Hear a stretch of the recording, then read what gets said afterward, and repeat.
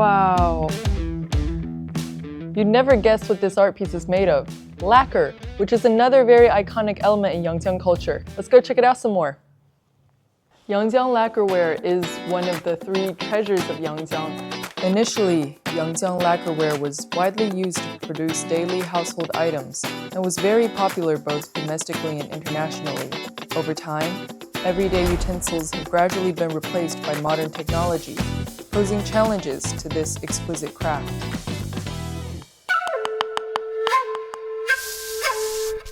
However, inheritors of the tradition have pivoted to applying lacquer art in creative works, thereby preserving this nationally recognized, intangible cultural heritage.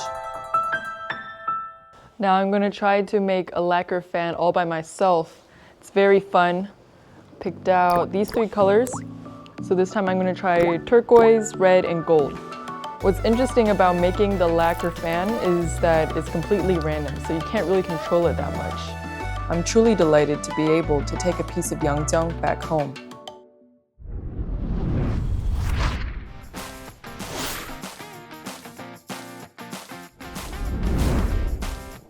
Many steps of making douchi.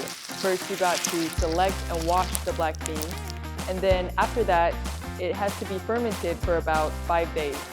Whoa, here we have it, the black beans. This is their 5th day in here, so you can see there's a layer of greenish, yellowish probiotics on top.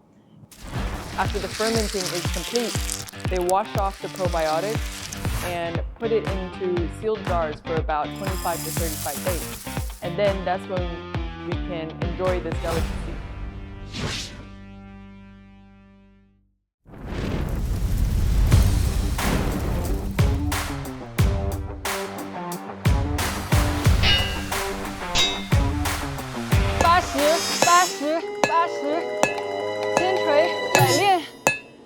Back in the day, in a more traditional setting, we would have to hammer this piece of steel for about over 1,000, 10,000 times. It's a lot, all for a good knife.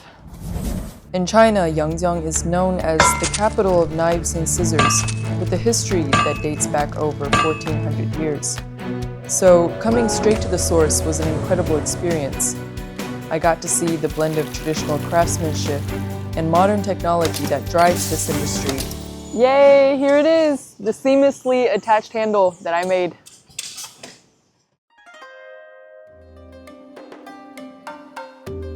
Yangjiang is home to kites in China, and kite crafting is also an intangible cultural heritage.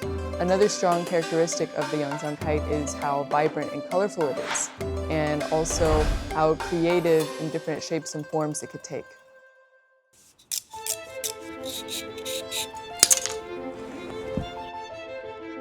In the crafting of kites in Yangjiang, the master said that usually just from the bamboo bone of the kite, you could see that what shape or form it would. 对，可以的，可以的，对，可以的，一下子就可以了，一下子就糊了，是不是？已经糊了。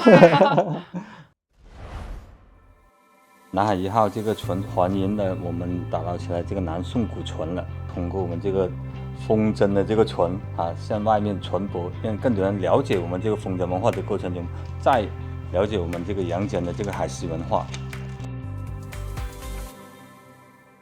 Now we finally get to fly this kite. I'm super excited because, as you can see, it is a very unique shaped kite. The big sailboat kite really amazed me with how voluptuous it is, but at the same time, it could be very lightweight and have a very steady fly. So the technique and the aesthetic of the Yangjiang kite is what I love the most.